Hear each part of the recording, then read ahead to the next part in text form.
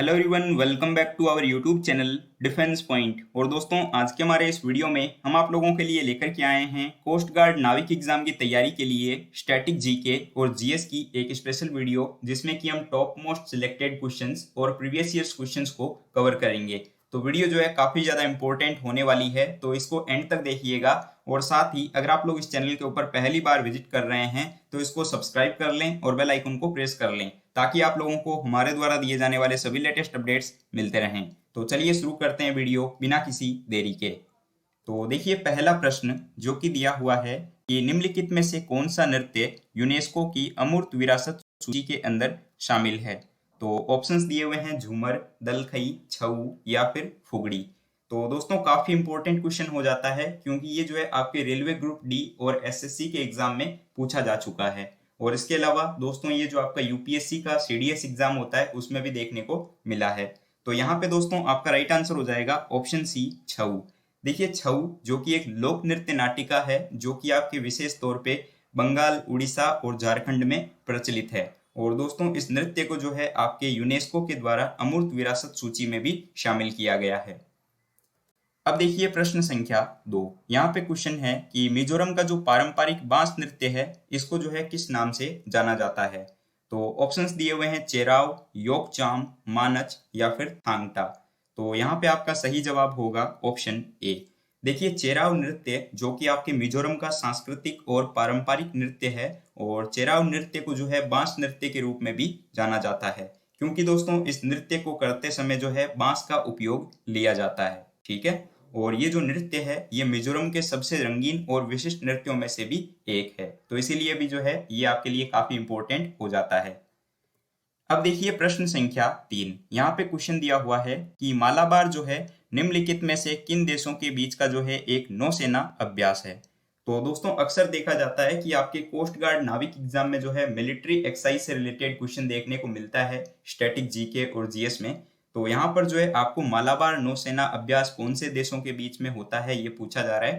तो ऑप्शंस दिए हुए हैं भारत और चीन, भारत, जापान और यूएसए, ऑप्शन सी भारत, दक्षिण कोरिया और जापान, या ऑप्शन डी भारत, बांग्लादेश और श्रीलंका।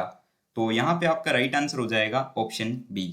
देखिए, मालाबार नौसेना अभ्यास जो है ये भारत, जापान और अमेरिका के बीच में होने वाला एक सैन्य अभ्यास है। और दोस्तों, इसकी शुरुआत जो है ये आपके 1992 यानी कि 1992 से हुई थी। और इसकी जो शुरुआत है ये भारत और अमेरिका के द्वारा की गई थी। ठीक है। Now question number 4। और यहाँ पे क्वेश्चन है आपके पास कि भारत और फ्रांस की वायु सेनाओं के बीच में संयुक्त अभ्यास को जो है किस नाम से जाना जाता है। तो ऑप्शंस दिए हुए हैं वज्र, वरुण, यम या फिर गरुड़। तो दोस्तों, यहाँ पे आपका राइट आंसर हो जाएगा ऑप्शन डी, गरुड़। देखिए, भारत और फ्रांस की वायु सेनाओं के बीच में होने वाला जो संयुक्त अभ्यास है उसको जो है हम गरुड़ सैन्य अभ्यास के नाम से जानते हैं। तो यहाँ पे आपका राइट आंसर हो जाएगा ऑप्शन डी।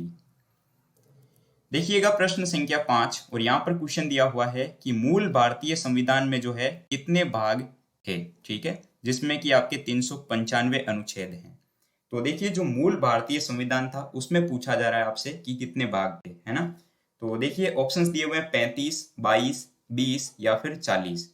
तो हमारे देश का जो भारत का संविधान जो है ना, ये भारत का सर्वोच्च विधान भी है, जो कि आपके संविधान सभा के द्वारा 26 नवंबर 1949 को पारित किया गया था। और एक पॉइंट ये भी याद रखेंगे कि भारत का जो संविधान है वो विश्व के किसी भी गणतांत्रिक देश का जो है सबसे लंबा लिखित संविधान है। ठीक है, जिसमें कि आपके 12 अनुसूचियां, 22 भाग और 395 अनुच्छेद शामिल हैं। तो यहाँ पे आपका राइट आंसर हो जाएगा ऑप्शन बी, 22 भाग। ठीक है, तो याद रखेंगे कि मूल संविधान में जो है 12 अनुसूचियां, 22 भाग और 395 अनुच्छेद शामिल हैं। Now question number 6। और यहाँ पे देखिए क्वेश्चन है कि माई एक्सपेरिमेंट विथ ट्रूथ, इसके जो लेखक हैं वो कौन है। तो दोस्तों, माई एक्सपेरिमेंट विथ ट्रूथ यानी कि सत्य के साथ में मेरे प्रयोग, ये जो पुस्तक है दोस्तों ये आपके महात्मा गांधी के द्वारा लिखी गई है। ठीक है, तो यहाँ पे इसका राइट आंसर हो जाएगा ऑप्शन डी। और दोस्तों, ये जो पुस्तक है ये आपके महात्मा गांधी की आत्मकथा है, और ये जो है गुजराती भाषा के अंदर लिखी गई है। ठीक है। देखिएगा प्रश्न संख्या 7। यहाँ पे क्वेश्चन है कि भारतीय संविधान में राज्य के जो नीति निर्देशक तत्व है ये इनमें से कौन से देश के संविधान से लिए गए हैं। ऑप्शंस दिए हुए हैं आयरलैंड, ब्रिटिश, अमेरिका या फिर कनाडा। तो दोस्तों क्या हुआ था कि जब हमारे देश का संविधान बन रहा था तो उसमें जो है कई देशों से चीजों को अडॉप्ट किया गया था, जैसे कि प्रस्तावना हो गई, राज्य के नीति निर्देशक तत्व हो गए, नागरिकता हो गई। ठीक है, तो उसी में अगर देखा जाए ना तो भारतीय संविधान में जो है आपके अनुच्छेद नंबर 36 से लेकर 51, ठीक है, जो कि भाग 4 में है, तो इसमें जो है राज्य के नीति निर्देशक तत्वों को जो है वर्णित किया गया है। और राज्य के जो नीति निर्देशक तत्व है इनको जो है आयरलैंड के संविधान से लिया गया है। तो यहाँ पे आपका राइट आंसर हो जाएगा ऑप्शन ए। ठीक है, और अब अगर बात करें कि ये जो राज्य के नीति निर्देशक तत्व हैं इनका क्या यूज है या फिर क्या काम है इनका, तो दोस्तों ये जो है ना सामाजिक और आर्थिक लोकतंत्र को जो है बढ़ावा देते हैं। ठीक है, इसी वजह से जो है इनको अपनाया गया। देखिएगा प्रश्न संख्या 8, और यहाँ पे क्वेश्चन है कि Arctic home of the Vedas जो पुस्तक है इसके लेखक कौन है। तो ऑप्शंस दिए हुए हैं विपिन चंद्र पाल, अरविंदो घोष, बाल गंगाधर तिलक या फिर मैक्स मूलर। तो यहाँ पे दोस्तों आपका राइट आंसर हो जाएगा ऑप्शन सी। देखिए Arctic home of the Vedas जो पुस्तक है इसकी रचना जो है बाल गंगाधर तिलक के द्वारा 1903 में की गई थी। ठीक है, और इसके अनुसार जो है आपके जो आर्यों का मूल निवास है ना वो उत्तरी ध्रुव था। और दोस्तों मैं आपको ये भी बता दूं कि ये जो पुस्तक है इसमें जो है आर्यों की उत्पत्ति का वर्णन किया गया है। ठीक है, अब देखिए प्रश्न संख्या 9, और यहाँ पे क्वेश्चन है कि प्रवासी भारतीय दिवस जो है ये कब मनाया जाता है। तो ऑप्शंस दिए हुए हैं 2 जनवरी, 8 जनवरी, 9 जनवरी या फिर 1 जनवरी। तो दोस्तों प्रत्येक वर्ष जो है 9 जनवरी को प्रवासी भारतीय दिवस के रूप में मनाया जाता है। और ये दिन जो है ना मतलब कि महात्मा गांधी के दक्षिण अफ्रीका से 9 जनवरी 1915 को भारत लौटने के उपलक्ष्य में मनाया जाता है। ठीक है, तो राइट आंसर हो जाएगा कि प्रवासी भारतीय दिवस जो कि प्रत्येक वर्ष 9 जनवरी को मनाया जाता है। अब देखिए प्रश्न संख्या 10, और यहाँ पे क्वेश्चन है कि राष्ट्रीय युवा दिवस जो है ये कब मनाया जाता है। ठीक है, तो नेशनल यूथ डे के बारे में पूछा जा रहा है। तो ऑप्शंस हैं 23 जून, 12 जनवरी, 14 मार्च या फिर 10 मई। तो यहाँ पे आपका राइट आंसर होगा ऑप्शन बी। देखिए 12 जनवरी को जो है स्वामी विवेकानंद के जन्म दिवस को जो है 1984 में भारत सरकार के द्वारा राष्ट्रीय युवा दिवस के रूप में मनाए जाने की घोषणा की गई। और उसके बाद से जो है प्रतिवर्ष 12 जनवरी को जो है राष्ट्रीय युवा दिवस के रूप में मनाया जाता है। इसके अलावा दोस्तों आप ये भी याद रखेंगे कि 23 जून को है मतलब कि प्रत्येक वर्ष जो है अंतर्राष्ट्रीय ओलंपिक दिवस के रूप में मनाया जाता है। देखिए प्रश्न संख्या 11, और यहाँ पे क्वेश्चन है कि अमर्त्य सेन को जो है नोबेल पुरस्कार किस क्षेत्र में मिला था। तो ऑप्शंस हैं साहित्य, भौतिकी, शांति या फिर अर्थशास्त्र। तो यहाँ पे आपका राइट आंसर हो जाएगा ऑप्शन डी। अमर्त्य सेन जो कि एक अर्थशास्त्री थे और इनको जो है 1998 में यानी कि 1998 में जो है आपके अर्थशास्त्र का नोबेल पुरस्कार से सम्मानित किया गया था। और इसके बाद दोस्तों 1999 में यानी कि ठीक एक वर्ष के बाद में जो है इनको जो भारत का सर्वोच्च सम्मान है भारत रत्न उसके द्वारा भी सम्मानित किया गया था। अब देखिए प्रश्न संख्या 12, यहाँ पे क्वेश्चन है कि निम्नलिखित में से कौन एक नोबेल पुरस्कार विजेता जिन भारतीय हैं। ठीक है, तो ऑप्शंस हैं विक्रम साराभाई, एपीजे अब्दुल कलाम, एस पंचरत्नम या फिर सीवी रमन। तो यहाँ पे आपका राइट आंसर हो जाएगा ऑप्शन डी, सीवी रमन। देखिए चंद्रशेखर वेंकट रमन जिनको कि आपके भौतिकी के क्षेत्र में प्रकाश के प्रकीर्णन पर उत्कृष्ट सिद्धांत देने हेतु यानी कि रमन प्रभाव की खोज के हेतु जो है 1930 में भौतिकी का नोबेल पुरस्कार देकर के सम्मानित किया गया था। ठीक है, देखिएगा प्रश्न संख्या 13, और यहाँ पे क्वेश्चन है कि निम्नलिखित में से कौन भारत का जो है सर्वोच्च नागरिक पुरस्कार है। ऑप्शंस दिए हुए हैं पद्म भूषण, भारत रत्न, पद्मश्री या फिर ज्ञानपीठ पुरस्कार। तो यहाँ पे आपका राइट आंसर हो जाएगा ऑप्शन बी। देखिए भारत रत्न जो है ये भारत का सर्वोच्च नागरिक सम्मान है और भारत रत्न जो है ना ये आपके 1954 में यानी कि 1954 से शुरू किया गया था। और ये जो सम्मान है ये असाधारण राष्ट्रीय सेवा के लिए प्रदान किया जाता है और इन सेवाओं में जो है कला, साहित्य और सार्वजनिक सेवा और खेल वगैरह शामिल है। देखिएगा प्रश्न संख्या 14, और यहाँ पे क्वेश्चन है कि वह एकमात्र पाकिस्तानी नागरिक कौन थे जिनको कि भारत रत्न से सम्मानित किया गया था। दोस्तों most of the important questions में से एक हो जाता है, लगभग सभी एग्जाम्स के अंदर ये क्वेश्चन पूछा गया है। तो ऑप्शंस दिए गए हैं इमरान खान, नवाज शरीफ, बंजीर भुट्टो या फिर खान अब्दुल गफ्फार खान। ठीक है, तो देखिए यहाँ पर आपका राइट आंसर हो जाएगा ऑप्शन डी। देखिए एकमात्र पाकिस्तानी नागरिक खान अब्दुल गफार खान को जो है भारत रत्न के द्वारा सम्मानित किया गया था। ठीक है, चलिए अब देखिएगा प्रश्न संख्या 15। यहाँ पे क्वेश्चन है कि संयुक्त राष्ट्र सुरक्षा परिषद के जो 5 स्थायी सदस्य हैं वो कौन कौन से हैं।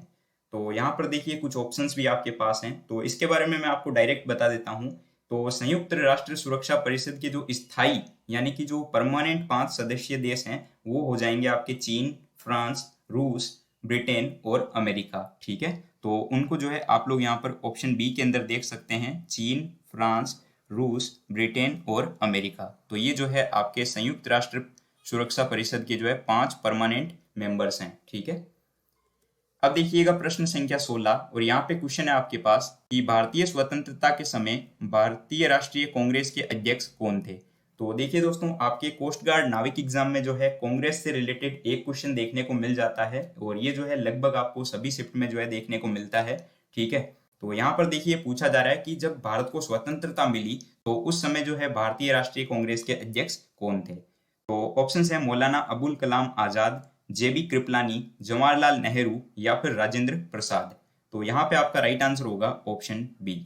देखिए भारतीय स्वतंत्रता के समय जेबी कृपलानी जो है ये भारतीय राष्ट्रीय कांग्रेस के अध्यक्ष थे और 1946 में, ठीक है, यानी कि 1946 में जो है इनको कांग्रेस का अध्यक्ष चुना गया था और 1951 में जो है इन्होंने कांग्रेस में जो है अपना इस्तीफा दे दिया था। ठीक है, तो याद रखेंगे कि जेबी कृपलानी जो है ये स्वतंत्रता के समय में भारतीय राष्ट्रीय कांग्रेस के अध्यक्ष थे।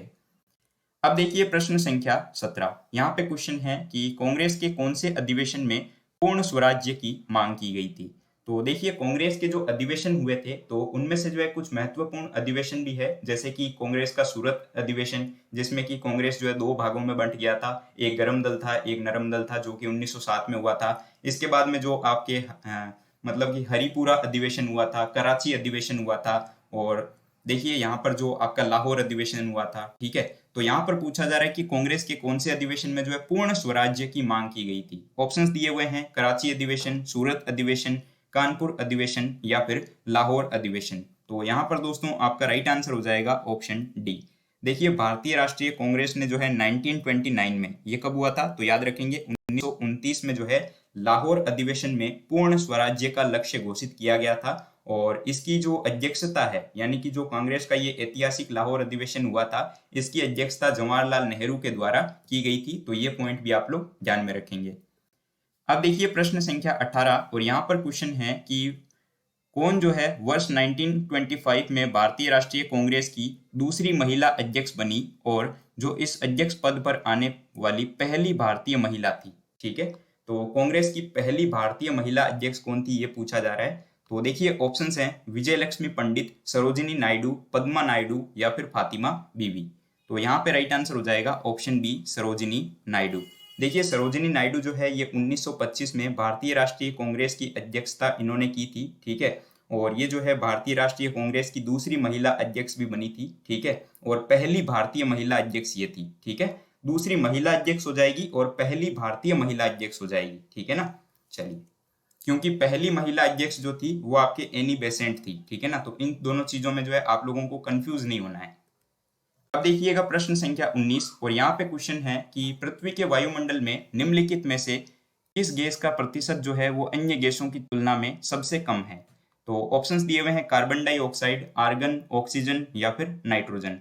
तो हम जानते हैं कि सबसे अधिक मात्रा में वायुमंडल में जो है आपके नाइट्रोजन गैस पाई जाती है 78%। ठीक है, ऑक्सीजन जो है ये आपके लगभग 21% पाई जाती है और आर्गन जो है, आर्गन ये आपके 0.93% और कार्बन डाइऑक्साइड जो है ये सबसे कम मात्रा में पाई जाती है 0.03%। ठीक है, तो राइट आंसर हो जाता है यहाँ पर ऑप्शन ए।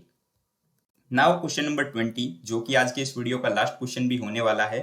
तो क्वेश्चन है कि निम्नलिखित में से कौन सी गैस जो है ये ओजोन परत के लिए सबसे अधिक हानिकारक है। ऑप्शंस हैं, carbon dioxide, chlorofluorocarbon, nitrous oxide या फिर जो है सल्फर डाइऑक्साइड। तो यहाँ पे आपका राइट आंसर हो जाएगा ऑप्शन बी। देखिए क्लोरोफ्लोरोकार्बन जो है ये आपके ओजोन परत के लिए हानिकारक गैस है और इसके अलावा दोस्तों हाइड्रोफ्लोरोकार्बन, हेलोजन और कार्बन टेट्राक्लोराइड ये सब भी जो है आपके ओजोन परत को जो है नुकसान पहुंचाती है। ठीक है, तो याद रखिएगा कि यहाँ पर आंसर हो जाएगा क्लोरोफ्लोरोकार्बन, ऑप्शन बी। अब दोस्तों एक क्वेश्चन आप लोगों के लिए है और ये क्वेश्चन भी आपके काफी इंपॉर्टेंट क्वेश्चन हो जाता है क्योंकि काफी सारे एग्जाम्स में ये क्वेश्चन देखने को मिलता है। तो आपके लिए क्वेश्चन है कि बिहार का दुख या फिर जो है बिहार के शोक के रूप में कौन सी नदी को जाना जाता है। तो आपके पास में यहाँ पर ऑप्शंस हैं नर्मदा, महानदी, चंबल या फिर कोसी।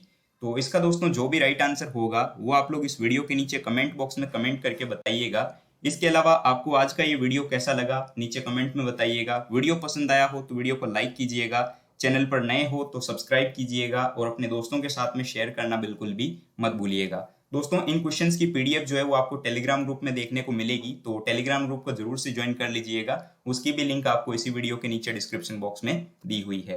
तो दोस्तों मिलते हैं हमारे एक नए वीडियो के साथ में एक नए टॉपिक के साथ। तब तक के लिए जय Hind and thank you so much for watching this video.